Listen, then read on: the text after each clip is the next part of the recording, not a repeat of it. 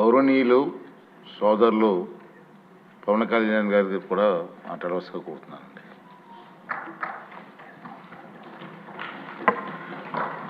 అధ్యక్షుల వారికి హృదయపూర్వక నమస్కారం సార్.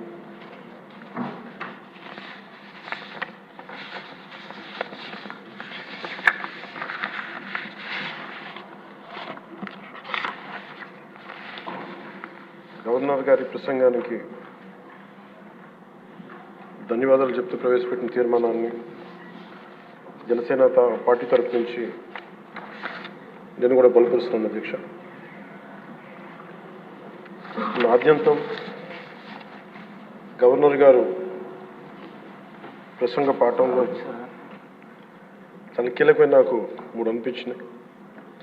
ఒకటి, మనం వారసత్వంగా ఏమొచ్చింది, మనకి ఏం ఆశించబోతున్నాం, భవిష్యత్తులో ఎలాంటిది ఆశించబోతున్నాం, కలెక్టివ్గా మనందరం కలిసి ఈ రాష్ట్రాన్ని ఈ కూటమి ద్వారా ఎలా ముందుకు తీసుకెళ్ళాలి అనేది 3 చాలా స్పష్టంగా చెప్పారు. గవర్నర్ గారి ప్రసంగంలో చాలా ప్రత్యేకించి చెప్పింది ముందస్తుగా ఆంధ్రప్రదేశ్ రాష్ట్రం ఏర్పడటానికి పొట్టి శ్రీరాములు గారి త్యాగ ఫలితం, తద్వారా భాషా ప్రయుక్త రాష్ట్రాలే ఏర్పాటు కావటం. అలాగే దానికి ఇంకొకటి నాకు అనిపిస్తుంది అధ్యక్ష, పింగళ వెంకయ్య గారు కూడా అంటే ముఖ్యంగా ఆంధ్రప్రదేశ్ నుంచి వచ్చిన పొట్టి శ్రీరాములు గారు కానీ, మువ్వెన్నెల జెండాను రూపొందించిన పింగళ వెంకయ్య గారు కానీ దేశాన్ని ప్రభావితం చేసే స్థాయి వ్యక్తులు.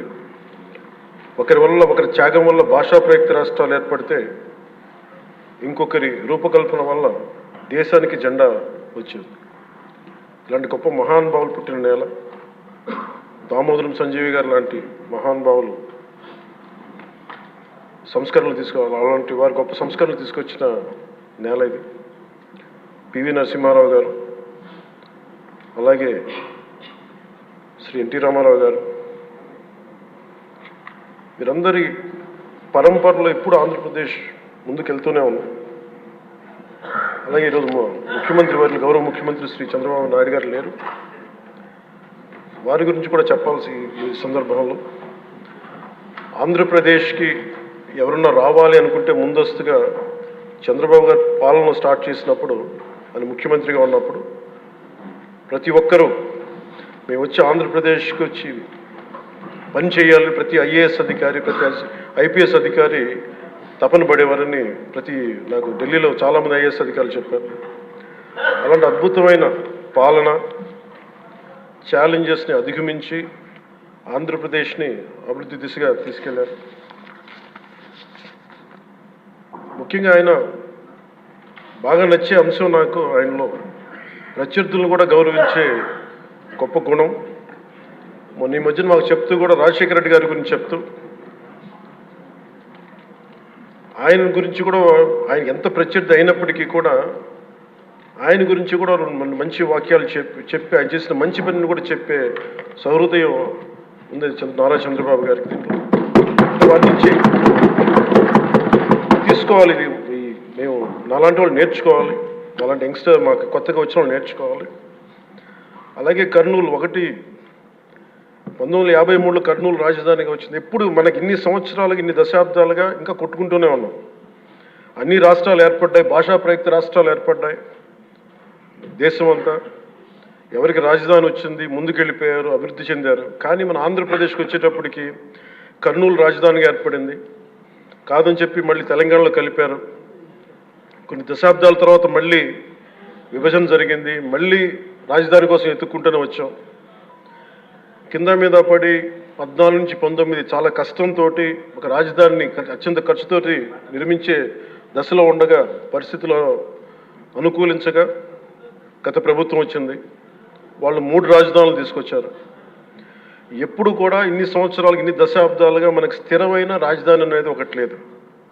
అది బేసిక్గా అది కేంద్ర బిందు ఒక అభివృద్ధికి, ఒక రాష్ట్రానికి. ఈసారి మటుకు చంద్రబాబు గారి ఆధ్వర్యంలో, గౌరవ ముఖ్యమంత్రి చంద్రబాబు గారి ఆధ్వర్యంలో ఇంకెప్పటికీ భవిష్యత్తు తరాలు ఇంకెప్పుడు ఏది రాజధాని, ఒక రాజధాని రెండా కాకుండా అమరావతి రాజధానిగా ఉండాలి, దాన్ని ముందుకు తీసుకెళ్ళాలి. దానికి మేమందరం సహకరిస్తామని ఈ సందర్భంగా మీకు తెలియజేసుకున్నాం అధ్యక్ష. అలాగే మనం వారసత్వంగా వచ్చింది మనం పొట్టి శ్రీరాములు గారి దగ్గర నుంచి, పింగళి వెంకయ్య గారి దగ్గర నుంచి మువ్వెన్నెల జెండా, భాషా ప్రయుక్త రాష్ట్రాలు వస్తే చెడు కూడా అట్లాగే మనం వచ్చింది అధ్యక్ష. మనకి గత ప్రభుత్వం మనకు అందించింది కీలకమైన పోలవరాన్ని పూర్తి చేయకపోవటం, సకాలంలో పోలీసులకు కానీ మిగతా ఉద్యోగులకు కానీ జీతభత్యాలు ఇవ్వలేకపోవటం, అన్ని డిపార్ట్మెంట్స్లో నిధులు మళ్లింపు, కనీస రోడ్లు కానీ బ్రిడ్జెస్ కానీ మౌలిక సదుపాయాలు లేకుండా చేయటం, రివర్స్ టెండరింగ్ అని కానీ వ్యవస్థలను నిర్వీర్యం చేయటం, సహజ వనరుల దోపిడీ, ఎర్రచందనం దోపిడీ, ఋషికొండ ఇలాంటి వైజాగ్లో ఎర్రమట్టి దిబ్బల్ని అడ్డగోలుగా నాశనం చేసేయటం, మద్యం ద్వారా కూర్చోబెట్టి అరాచకాలు చేయటం, పెట్టుబడులు వద్దామని ఎవరైనా వస్తుంటే వాళ్ళు భయపెట్టేసి రివర్స్ టెండరింగ్ అని చెప్పి వారిని పారిపోయేలా చేయటం పారిశ్రామికవేత్తలని. ఇది మనం తద్వారా మనకి వాళ్ళ ద్వారా కూడా వచ్చిన వారసత్వం అధ్యక్ష. వీటన్నిటిని అధిగమించి ఎలా ముందుకెళ్ళాలి, ఏ స్థాయిలో వెళ్ళాలి అనేది నేను మొన్న ఎలక్షన్ ముందు కూడా మా సహచరులందరికీ కూడా చెప్పాను, ప్రతిసారి ప్రజలందరికీ కూడా తెలియజేశాను. ఒక సుదీర్ఘమైన అనుభవం ఉన్న నాయకులు ఈ రాష్ట్రానికి చాలా అవసరం. దేశంలో కూడా ఇంకెవ్వరికి రాని పరిస్థితి మన రాష్ట్రానికి వచ్చింది. మనస్ఫూర్తిగా నేను అంతకుముందు ఏమి చెప్పాను, ఈరోజు కూడా అదే చెప్తున్నా అధ్యక్ష. 4 దశాబ్దాల సుదీర్ఘ అనుభవం ఉన్న శ్రీ గౌరవ ముఖ్యమంత్రి శ్రీ నారా చంద్రబాబు నాయుడు గారి అధ్యక్షతన, ఆయన లీడర్షిప్ కింద మేమందరం నాలాంటి వాడుగా నేర్చుకొని కింద పనిచేయడానికి, రాష్ట్రాన్ని అభివృద్ధి వైపు పయనం చేసేలా ముందుకెళ్ళడానికి సంసిద్ధంగా ఉన్నాం. మేము దాన్ని కట్టుబడి ఉన్నాం. ముఖ్యంగా లా అండ్ ఆర్డర్ చాలా క్షీణించిపోయింది. ఈ లా అండ్ ఆర్డర్ విషయంలో చూస్తే సాక్షాత్తు గౌరవ ముఖ్యమంత్రి గారిని దాదాపు అకారణంగా అన్యాయంగా 53 రోజులు ఆయన్ని ఒక ఫాల్స్ కేసులు పెట్టి జైల్లో పెట్టారు. అలాగే అధ్యక్ష, మీరు కూడా గతంలో మిమ్మల్ని కూడా ఎంత వేధించారో మా అందరికీ తెలుసు, సభ్యులందరికీ తెలుసు. నేను రఘురామకృష్ణరాజు గారు కూడా ఏ స్థాయిలో అనుభవించారో అందరికీ రాష్ట్రం అంతా తెలుసు. కానీ చాలా పెద్ద మనసుతోటి ఆయన వస్తే చాలా మనసు విప్పి నవ్వుతూ మాట్లాడడం చాలా ఆనందం కలిగించింది. మీ నుంచి మేము నేర్చుకోవాలి. ఎంత అంటే దాడి చేసిన, హాని చేసిన మీ పెద్ద మనసుకి సభాముఖం మీ అందరికీ మీకు ప్రత్యేకించి మీకు ధన్యవాదాలు చెప్తాను. మీ అందరి నుంచి మీ నుంచి స్ఫూర్తి తీసుకుంటాం. మీ నుంచి అంటే తిట్లు తిన్నా కానీ, దెబ్బ తిన్నా కానీ ఎంత సహృదయతో ఉండాలనేది మీరు చూపించారు. ఇంకొక యాంగిల్లో శ్రీ నారా చంద్రబాబు నాయుడు గారు నిన్న కూడా చెప్తా ఉన్నారు, వాళ్ళు మన మీద దాడులు చేశారు కదా అని చెప్పి ఈ రోజున మనకు 164 సభ్యులు ఉన్నారని చెప్పేసి, 21 మంది పార్లమెంట్ సభ్యులు ఉన్నారని చెప్పి మనం కూడా అలా చేయడం సహేతుకం కాదు. చాలా మనం యాజ్ పర్ సిస్టమే వెళ్ళాలి. నిన్న కూడా చాలామంది సభ్యులు మా మీద దాడులు జరుగుతూ ఉన్నాయి, మా మీద బెదిరిస్తున్నారు, ఈ రోజుకి ఓడిపోయి కూడా ఇంకా మన కూటమి సభ్యులందరి మీద బెదిరిస్తున్నారు అని అంటే చంద్రబాబు నాయుడు గారు ఒకటే చెప్పాను, మనం అలాంటి వాటికి నేను విరుద్ధం. మీరు అలా కనుక కాదు, సిస్టమ్ని కాదని కనుక మీరు చేస్తే మీరు నాకు దూరం అవుతారని చెప్పి చాలా స్పష్టంగా చెప్పారు. అది నాకు కూడా చెప్పారు, అది మీకు కూడా వర్తిస్తుందని చెప్పి ఖచ్చితంగా చంద్రబాబు గారు చెప్తాను. ఈ దృష్టిలో ఖచ్చితంగా దాన్ని ఒళ్ళు దగ్గర పెట్టుకుని మేమందరం ఉంటాం sir. Will take your guidance very seriously and committedly sir.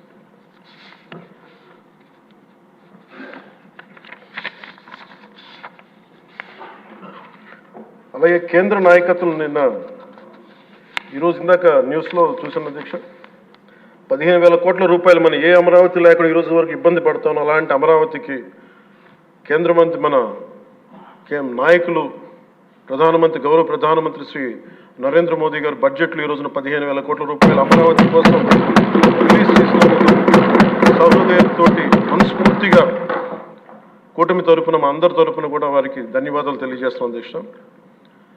To Honorable Prime Minister Sri Narendra Modi ji, we are grateful to you, sir, for releasing the funds and will be eternally indebted to you, sir. అలాగే భవిష్యత్తులో అధ్యక్ష చంద్రబాబు గారు కూడా చాలా స్పష్టంగా చెప్పారు నిన్న, ప్రభుత్వంలో భాగస్వామ్యంలో ఉన్న కార్యకర్తలు కానీ మా సహచర ఎమ్మెల్యేలు కానీ మీరు వ్యక్తిగతంగా ఏ తప్పులు చేసినా అది ప్రభుత్వం మీద పడుతుంది. అలాంటి తప్పులు జరగకుండా చూసుకోండి. అలాంటివి జరిగితే మటుకు నేను ఎవరైనా స్థనామనం లేకుండా నాకు వాళ్ళకి సిస్టమ్ పనిచేస్తూ ఉంటుంది. అది మీరు అర్థం చేసుకోండి నేను ఏ ఉద్దేశంతో చెప్తానని చెప్పారు అధ్యక్ష. ఇలాంటి తప్పులు జరిగితే అవి వ్యక్తులు చేసిన తప్పులు పార్టీలకు కానీ ప్రభుత్వానికి కానీ చెడ్డ పేరు రాకూడదు. దాన్ని ఎలా హ్యాండిల్ చేసుకోవాలో జనసేన పార్టీ తరఫు నుంచి నేను మా వాళ్ళందరికీ కూడా ఒకటే తెలియజేశాను. మీరు వ్యక్తిగతంగా కనుక ఏదన్నా చేసి అది కూటమి ప్రభుత్వానికి ఇబ్బంది కలిగితే నేను వారిని వదులుకోవడానికి సిద్ధంగా ఉన్నానని చెప్పి చాలా స్పష్టంగా తెలియజేశాను అధ్యక్ష. అది మీరు ఇసుక విధానాల్లో కానీ మైనింగ్ విధానాల్లో కానీ ఏ రకంగానా సరే గత ప్రభుత్వం చేసింది కదా మేము కూడా చేస్తామని ఎవరన్నా నాకు జనసేన పార్టీ తరఫు నుంచి ఎవరన్నా సరే ఉంటే వారిని నియంత్రించే బాధ్యత, వారిని సరిచేసే బాధ్యత మేము తీసుకుంటాం. అలాగే చట్టపరమైన తప్పు జరిగితే చట్టపరంగా ఎలాంటి చర్యలు తీసుకోవాలో అది మాకు కూడా అప్లై చేయండి. నాతో సహా మేము తప్పు చేస్తే నాతో సహా ఆ చట్టాలు నాకు కూడా అప్లై చేయండి. ఎవరు దీనికి అతీతులు కాదు. దీనికి ముఖ్యంగా ఈ 5 సంవత్సరాల కాలం ఇది హాలిడే కాదు ఎవరికి. మన ముఖ్యమంత్రి గారు కూడా చెప్తా ఉన్నారు, ట్రాఫిక్ జామ్స్ ఎంతసేపు జరుగుతున్నాయి, ఈ ప్రోటోకాల్స్ ప్రకారం సెక్యూరిటీ హ్యాజర్డ్స్లో ఎంతసేపు ట్రాఫిక్ నాపుతున్నారు, ఒక 2-3 నిమిషాల మించి ప్రజలు ఇబ్బంది పడకూడదని పదే స్పష్టంగా చెప్తా ఉన్నారు. అలాగే మన ఎస్కార్ట్ సెక్యూరిటీ వల్ల సామాన్య ప్రజలు ఇబ్బంది పడకూడదని మాకు దృష్టికి తీసుకొచ్చారు. ఖచ్చితంగా దాన్ని మా కింద అధికార యంత్రాంగాన్ని మొత్తానికి తెలియజేశాను సార్. అలాగే ఈరోజు మనకున్నది భవిష్యత్తు బాధ్యత. ఇది కేవలం ఈ హౌస్లో ఉన్న వ్యక్తులకే కాదు అధ్యక్ష, ఇంక్లూడింగ్ బ్యూరోక్రాట్స్కి. గత ప్రభుత్వం చాలా అవుట్రైట్ తప్పులు చేస్తూ ఉంటే కూడా బ్యూరోక్రసీ చాలా వరకు చాలా నిర్లిప్తంగా ఉండిపోయారు అధ్యక్ష. ఒక్క ఐఏఎస్ అధికారి ఏసార్లు రివ్యూ చేసిన ఒక్క ఐఏఎస్ అధికారి పేరు చెప్తా ఉంటారు. ఈ రోజున ఐఏఎస్ అధికారి ఏ శిక్ష పడకుండా వెళ్ళిపోయాడు. ఇలాంటి పరిస్థితులు జరుగుతూ ఉన్నాయి. So bureaucracy also has to take responsibility. And of course media ఏ సమస్యని హైలైట్ చేయాలి, ఏ సమస్యని హైలైట్ చేయకూడదు, ఏది ప్రజలకు అవసరం అనేది మీడియా మీద కూడా బాధ్యత ఉంది అధ్యక్ష. అలాగే సామాజిక మాధ్యమాలని స్థాయి దాటి మాట్లాడితే వారికి ఎలాంటి వాళ్ళని ఎలా పరిమితం చేయాలనేది కూడా ఒకసారి హౌస్ అందరూ ఆలోచించాలి. ఒకసారి దీని మీద ఒక విధి విధానాలు రూపొందించాలని కోరుకున్నాను అధ్యక్ష. అలాగే ముఖ్యంగా ఈ సభలో ఉన్న మా సహచర ఎమ్మెల్యేలు, గౌరవ ముఖ్యమంత్రి గారు, మేమందరం కూడా వీఆర్ ఆల్ కమిటెడ్ సార్. రాష్ట్ర భవిష్యత్తు కోసం, పునర్నిర్మాణం కోసం మేము సర్వం త్యాగం చేయడానికి సిద్ధంగా ఉన్నాం. తప్పులు జరిగితే వ్యక్తులు తప్పులు అవుతాయి కానీ పార్టీలు తప్పులు అవ్వం. సో ముగింపు వాక్యాలుగా అధ్యక్ష, కవి సామ్రాట్ శ్రీ విశ్వనాథ్ సత్యనారాయణ గారు చెప్పిన మాట ఒకటి అధ్యక్ష, అన్ని అనర్థాలకి మూలం మానవ ప్రవృత్తి హేతువు కానీ, వాని జాతి కానీ, కులం కానీ, మతం కానీ, ప్రాంతం కానీ కాదు. వ్యక్తులు చేసిన తప్పుల్ని దయచేసి వ్యక్తులకే ఆపాదించాల అధ్యక్ష, పార్టీలకు కాదు. అలాగే ఈ క్రమంలో తప్పులు చేస్తే విధునీతిలో ఒకటి చెప్తారు, ఒక గ్రామం కోసం ఒక కుటుంబాన్ని, ఒక కుటుంబం కోసం ఒక గ్రామం కోసం ఒక కుటుంబాన్ని, ఒక రాజ్యం కోసం ఒక గ్రామాన్ని వదులుకోక తప్పదు. అలాగే నాలాంటి వాడు కూడా తప్పులు చేసిన అధ్యక్ష చాలా నిస్సందేహంగా నాలాంటి వాడిని కూడా శిక్షించాలి అధ్యక్ష. అలాంటి బలమైన సంకేతం ప్రజలకు పంపించాలి అధ్యక్ష. మేమందరం కూడా తప్పు ఎవరు చేసినా అది మనమే దాన్ని ముందుకు తీసుకెళ్ళకపోతే, నేను కూడా దీనికి సంసిద్ధంగా ఉన్నాను. నా ద్వారా ఏదన్నా తప్పులు జరిగినా, అవకతవకలు జరిగినా నా మీద కూడా చర్యలు తీసుకోవాలి. అది let it be any kind of issue sir. అది నేను ముందు నా వంతుగా నేను మీకు తెలియజేస్తున్నాను. I will be liable if I do any mistake as long as I hold this responsibility. అందుకని అందరం కూడా మేము దీన్ని స్ఫూర్తిగా తీసుకొని గౌరవ ముఖ్యమంత్రి శ్రీ చంద్రబాబు గారికి మీ అపారమైన అనుభవం రాష్ట్రానికి చాలా అవసరం. మేము మీకోసం అహిర్నిశలు ఈ రాష్ట్రాన్ని తిరిగి గాడిలో పెట్టే వరకు మేము ఎప్పుడు కూడా మీ కనసాయిగల్లో పనిచేస్తాం అని తెలియజేసిన గౌరవ ముఖ్యమంత్రి గారికి నాకు అవకాశాన్ని ఇచ్చిన సహచర మా మంత్రివర్గానికి సభ్యులకి గౌరవ సభ్యులకి గౌరవ సభాపతి గారికి గౌరవ ముఖ్యమంత్రి గారికి మీ అందరికీ చేతులెత్తి నమస్కారం.